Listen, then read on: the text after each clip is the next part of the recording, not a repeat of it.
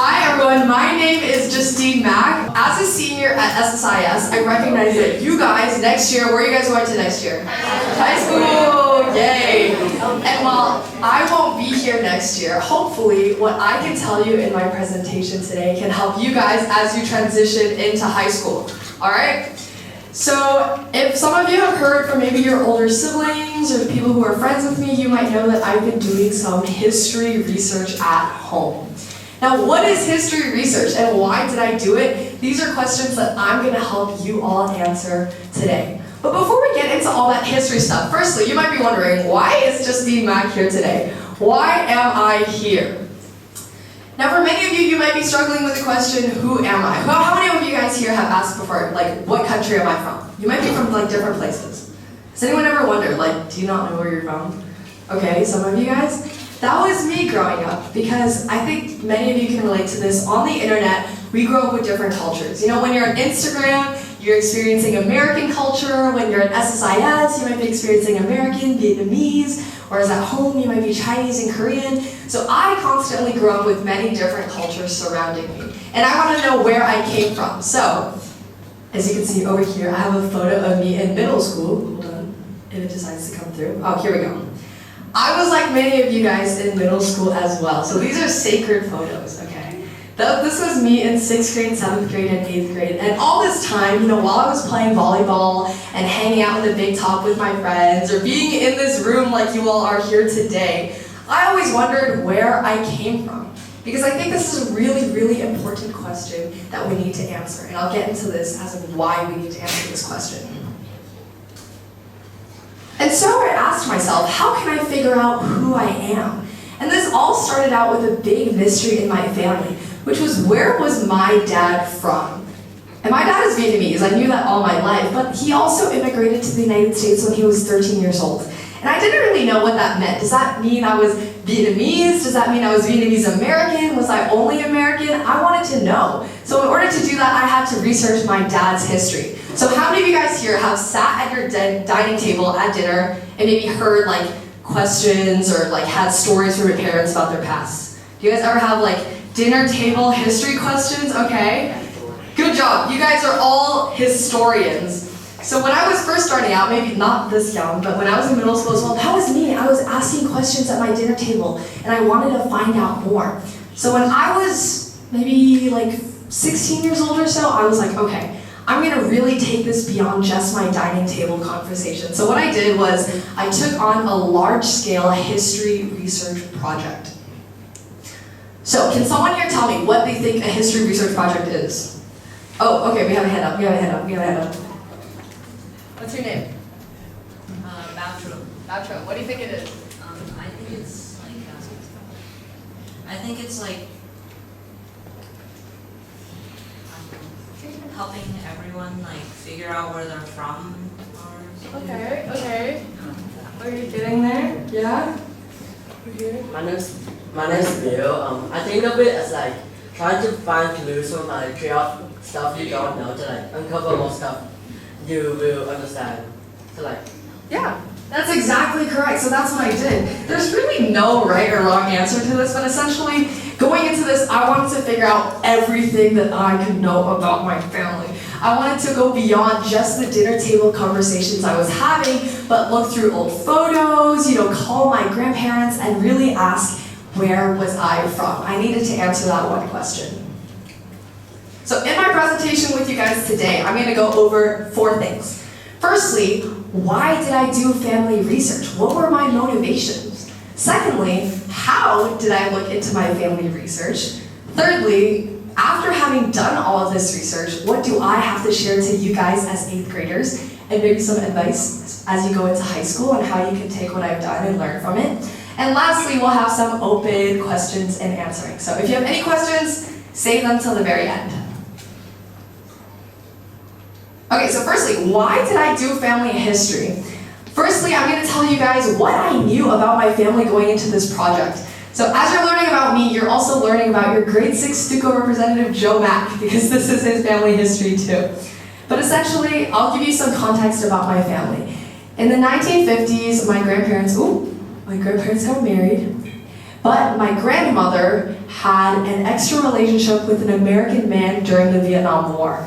So how many of you guys all know about the Vietnam War? You know that Americans were coming to Vietnam, right? So my grandma had a relationship with an American man and birthed my father. Where's my father? Wait, who's that? Yeah, that's exactly what happened. So my father, as a result, is, okay, who knows the term Asian? Does everyone know? Okay, everyone knows the term Asian. We use this on Instagram. My dad is Asian, essentially. He was a product of an American man and a Vietnamese woman, and he was born in Saigon. So I guess that makes me half Asian, I guess you could say. And later on, my dad was then adopted by a Chinese man. And then, the Vietnam War continued, and eventually I knew that my father left Vietnam for the United States of America. So if you're familiar with the term refugees, you know that after the Vietnam War, economic conditions were so harsh that some people had to leave the country to seek a better life in America. And my father was one of these people. So going into my history research, this was all I knew about my father. All I knew was that, okay, he was Asian, he was adopted by a Chinese man and he had to leave. But I wanted to know more beyond just these dinner table conversations once again. So what did I wonder? Firstly, I wanted to know, what was my dad's refugee story? How did he end up in the United States of America? How did he end up building a life for himself and making me who I am today? And then I wanted to know, what are the different government policies and events in history that led to my father becoming who he is today? So really looking at it as a social science through history. And lastly, what other refugee stories are there for me to tell? Because after I find out who I am as a person, I know that maybe everyone else here, everyone has their own story. So how can I, as a historian, help everyone else tell their own story? And this leads me to the research process. Okay, I'm trying to think back to my middle school days to know how much research experience you guys have. Do you use Doodle tools? No Doodle tools? Okay, some Doodle tools? Okay, who here knows what MLA citation is? Okay, this should be everyone. With Mr. Darden in creative writing? Does everyone still take that? Okay. Well, this was my research process going into this. I had to know, what books should I read? What different articles should I uncover? And what are the photos that I should look at to really understand my family history? And this is really broken down into 3 steps. So one was secondary sourcing. Now this is a lot of history for you all, but if you ever want to take on a history research project, these are my 3 steps, and maybe you can learn from this. The first of which is secondary sourcing. Anyone kind of know what secondary sourcing is compared to primary sourcing? Okay, Jade is like nodding at me really confidently. Jade, what is it? You want to go? Go for it. I think it's like not directly from the source, but rather it was got from a different location. Okay, yeah, exactly. So it's not directly from the source. So that's a very good, everyone give Jade a round of applause.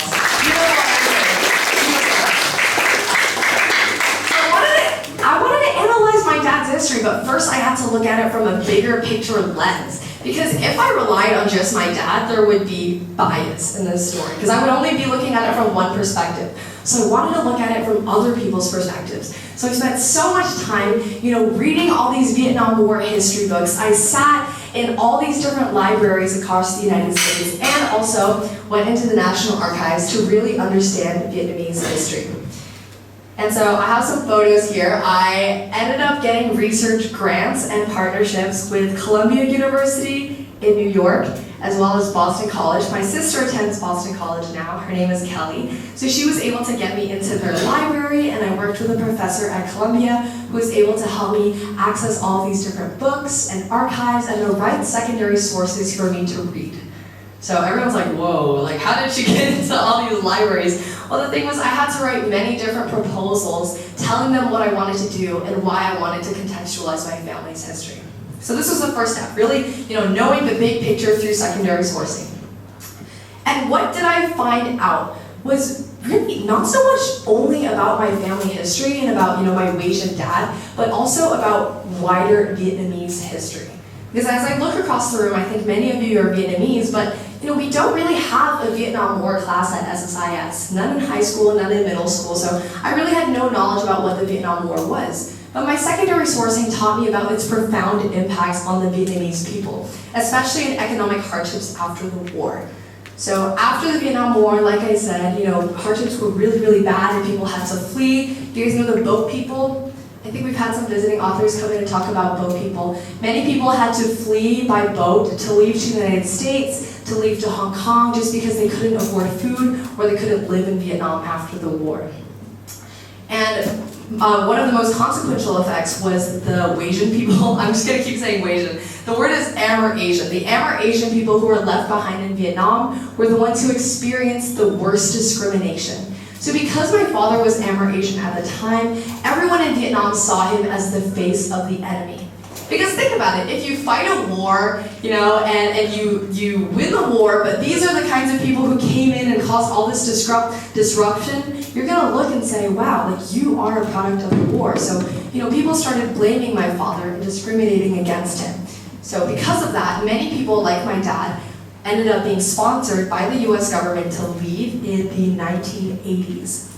So this is when I really talk about the different governmental impacts. I'll go less into this just because I think it's less relevant to our identity, but essentially in the 1980s I discovered that my dad was actually sponsored by the United States Congress. They passed an act called the Amer-Asian Immigration Act that allowed Asians or Amer-Asians to leave through legal modes of transportation. So I was done with secondary reading. What comes after secondary reading? Primary sourcing. So can someone other than Jay try to tell me what is primary sourcing? Okay, Bella. Yes, Bella. So primary sourcing is like directly from the source itself in contradiction to like the other one. Yes, exactly. Okay, give me a hand, Bella. Yes. So this is exactly what I did. So now I was done really looking at the big forest of all the different books and sources that would tell me about Vietnamese history. Now I had to go straight from the source and ask my dad all these questions. And for many of you, if your families have complex histories, you know that sometimes your parents don't want to share things with you. Sometimes they want to keep it to themselves. So it was initially quite difficult for me to talk to my parents about this. I had to go through many rounds of persuasion. I had to call relatives that I normally, I wouldn't talk to and ask uncomfortable questions. And oftentimes this was uncomfortable for me because I was just a child. They looked at me, they're like, what does she know about history? Why does she want to know about me? But because I had read so much about secondary sourcing, because I was well versed in history, they knew they could trust me as someone, who was understanding and had good intentions. So this was a lot of my primary sourcing, and this led me to understand my dad's story of immigration to the United States and America. So who here wants to see photos of my dad, my Asian dad, and growing up? Okay, I'll share these with you. So, wrong slide. All right. So I did all the secondary reading in the United States of America. Remember, I went to Columbia University, I went to Boston College, I came back and I was like, okay, now is my time to talk to my dad. So what I did was I went into my dad's room, I took this giant box of all of his photos, I went back to my room and I sorted them out. So many of you might have, photo albums at home, they're just kind of stored away, they're dusty, no one really talks about them. Me too. So what I did on my own, with the permission of my parents, was I took these boxes, I laid them all out on my ground, and I filed them one by one every single day this summer. And I came up with a collection of over 300 pages on a spreadsheet of all the different photos that was documenting my family's history, and I asked my family questions based on these photos. So here's some of these photos that I collected. This is my desk. As you can see, I'm labeling all the photos, and I'm putting them in plastic bags, and really making sure that I could preserve my father's history. And what I found were these really precious photos of my dad and his family, if they decide to load. Okay, can you guys read this document over here? Are these words visible? Somewhat. Okay, well let me read this to you. It says, this picture taken on 14th of September 1965, showing myself, the bride, and the bridegroom, is the only one left in the souvenir album of my family. Keep in mind, this was written in the 1980s by my grandfather. And it says, I respectfully request for your full assistances in my case of having a half-breed child to be soon approved in order that myself, my half-breed adoptive son, and my 2 children could soon be authorized to emigrate to the United States. So this was a really small document, this small, that I found in my father's photo albums. that really helped me look at my father's past in immigrating to the United States, but also, I was able to see my grandfather's handwriting and know his emotions when he was writing these letters, for them to leave to the United States. So this is among the different documents that they had to submit to the United States, to the Vietnamese government and the American government to be allowed to leave. So, knowing this, I encourage all of you, go home, ask your parents, do you have any old photos you can show me? Do you have any old photo albums? And if you're interested, go through them and ask questions because you never know what you could find. I ended up finding all of these documents and my grandfather's photo IDs. He's passed away now, but I was able to see his face on these little photo IDs for food stamps in the United States. So I highly encourage all of you, go home, find out where those photo albums are, and really look through them. All right, so here are the photos of my dad. Who here thinks this looks like Joe Mack? Do you guys think this is Joe Mack? Sort of? No? Okay, sort of. Well, to me, this looks a lot like my brother. This is a photo of my dad in his first ever bed in the Bronx of New York. So now my father and I live very happily with our whole family in Phu My Hung, but prior to finding these photos, I never knew that my father grew up in such poverty in the United States. So my father bought his first bed. He didn't buy his first bed. He actually took it from a garbage disposal in the Bronx of New York. It was a really bad neighborhood, and he slept essentially on furniture that he found in the garbage. Now this is him in his first ever home. This is a photo of my dad in elementary school. This is probably around sort of your age. This was my dad's 7th grade, I believe. Going into, I think, junior high school in the United States. My dad went to the United States with no knowledge of English. He didn't know anything about American culture. He was born as a Chinese Vietnamese, and he went there with no connections. So, knowing this about my father has really allowed me to deep dive into my own identity and who I was, because now I was truly able to understand all of the hardships that my father had went through to become the person that he is today. And this is a photo of my grandfather and his different food stamps. He was writing letters back home. So these are the letters that my grandfather would write back home to Vietnam. Here, keep in mind, my grandfather did not speak any English at all in the US, and he had to send letters back home to Vietnam every night. So he would write in Vietnamese and have them sent back home. So guys, these are all things that I did not know prior to doing this research project, which is why I think it's so important to ask all of these questions to your family. Oh no, it's not loading. Wait 1 sec. More photos? Okay, that's my grandpa. This is their house that they lived in. I just want to show you guys these photos to know, how emotional of an experience it was for me. And lastly, looking at my father's life, I was really able to appreciate, once again, where I am today. So my dad was able to finally get a full-ride scholarship to Columbia University, graduated. He went from living in the streets of Saigon to then graduating university in America and then coming back to work in Vietnam. And I was really able to appreciate the story so deeply. And this was telling me, where I came from. I wasn't just another, American Chinese girl, but instead I was a product of deep roots in Vietnam, of deep roots in refugee immigration and hardship in the United States as a refugee. So, what am I doing now with my research? I'm donating my family archive to the Fulbright University of Vietnam. Do you guys know what a history archive is, or what an archive is in the first place? Archives, sort of? Okay, what do you think an archive is? Like when you store artifacts. Okay, exactly. Wait, what's your name? Tommy, everyone give Tommy a round of applause.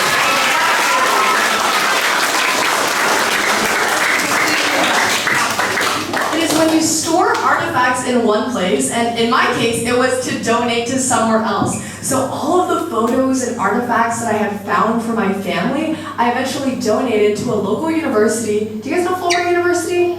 Okay, so where is it? That's the Crescent Mall, perfect. So I knew that I wanted my materials to be somewhere that could be preserved in history so that other people, just like you, can research my father's history. And in addition to donating, like Tommy said, my collection of all these materials, I'm also writing a memoir to my father. So what is a memoir? A memoir is essentially, we have hands going up. I'll just explain what a memoir is. A memoir is, in essence, to me, it's like a touching, a novel or a book that you write in remembrance of an experience or a person. Knowing my dad, I know that he's a very busy person, and I know that I'm a very busy person too, and I know that if I don't write this memoir now and capture the experiences of my father, I might never get the chance to do so again. So it's really important to me now. I gained permission from SSIS to have a whole block in my high school day dedicated to writing, and I'm using this block to preserve my family history and really have an emotional experience with my family.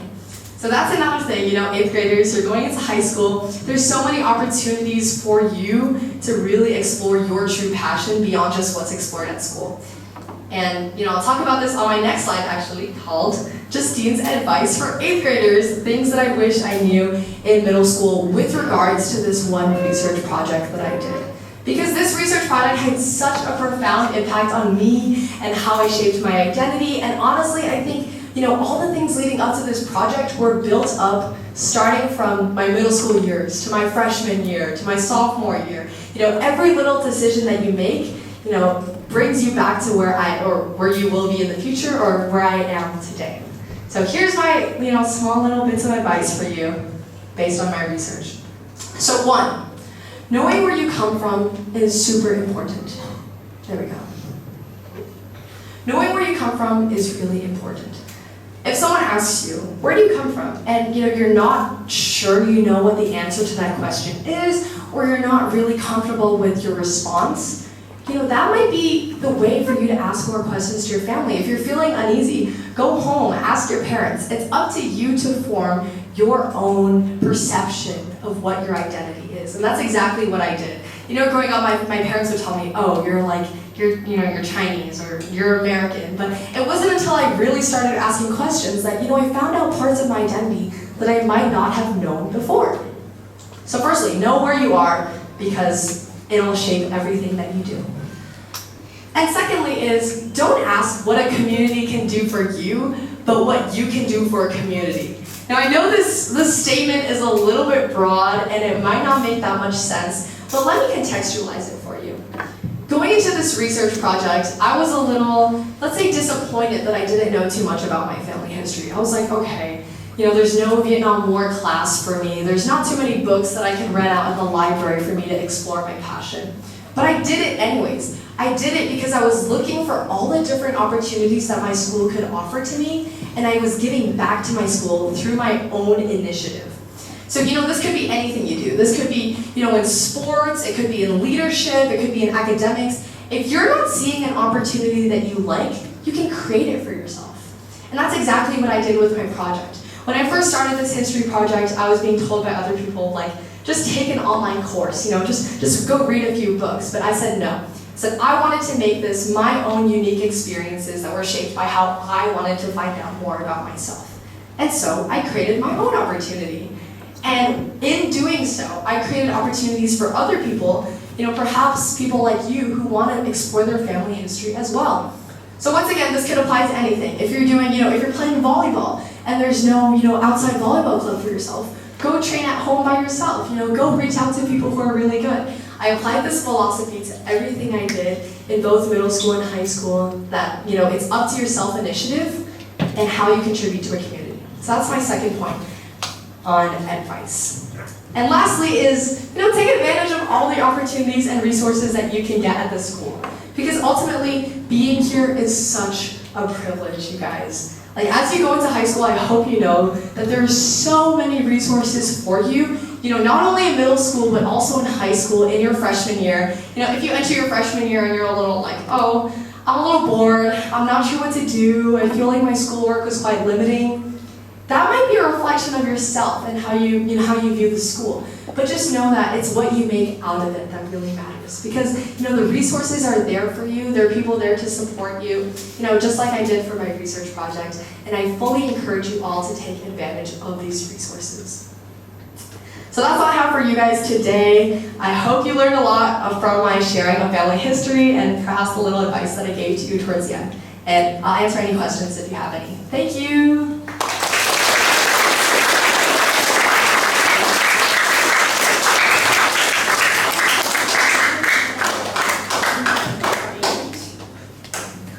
Did you find any information about your father's biological mother?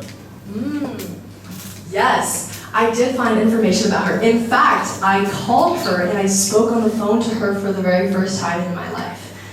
So, I did share that during my presentation, but my father and his maternal grandmother aren't close because after my father left the United States, she had her own relationships with other people. She formed her own family that was separate from my family's. But we always had her contact, but we just, we weren't talking to her. So I was able to call her during this research and really talk to her and understand her story, which was really emotional for me and for my father as well.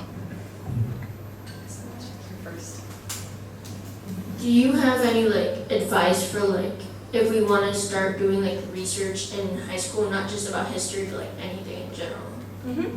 Okay, research for anyone who wants to do any form of research is don't be afraid to ask questions and let people know that you need help. Because going into research, you often don't know anything to begin with. And that's completely okay. I had to be completely transparent in doing my research and telling mentors and professors and people that's I really don't know anything about Vietnam right now. Can you help me contextualize this? And I think that helped me get really far was, being transparent in terms of where I was in my learning processes. Okay, I saw a reach. I don't know. There you go. Did you do any research on your mom? Good question. Did I do any research on my mom? Yes, I did. I actually did so much as well that I didn't share.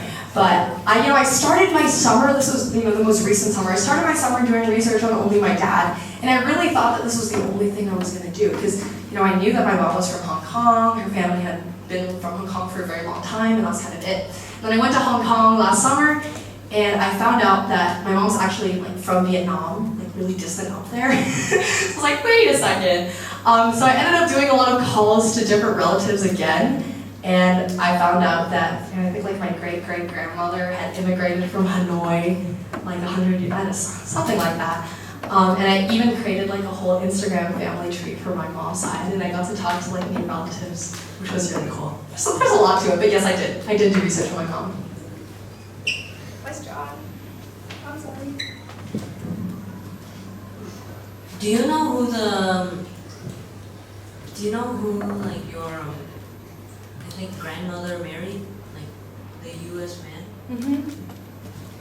Okay, do I know my biological grandfather? I don't know him personally, but I know his information. So, I think my grandfather at the time was working in a government agency, intelligence perhaps, and so was my grandmother. So they had a relationship, and later on I found documents from my adoptive grandfather that had his name, his zip code, his phone number. And even though I had all this, I couldn't reach out to him. I think it's because his records are sealed. But I haven't done a DNA test or tried to find him, but I have his information.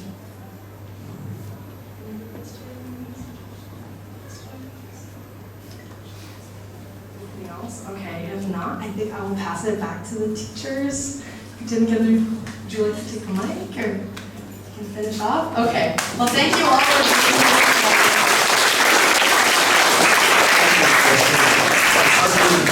How impressive that was, and what a terrific story. Thank you so much for this. We're going to head back to your advisory, and your next advisory will kind of reflect on this and talk a little more, and maybe if we have more questions, we can contact you or email you. It's really wonderful job. Thank you so much.